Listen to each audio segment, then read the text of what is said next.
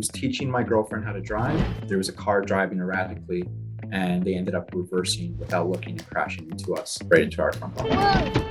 In this case, the driver ended up staying at the scene of the accident. We ended up exchanging some words. It got very heated, but actually once I was able to show them the footage in regards to what he did wrong, it defused the entire situation. I have the Nextbase 522 GW camera. The picture quality was impeccable. I was able to actually take that information and upload it to my phone, and it had everything between the actual video to GPS data and all of that.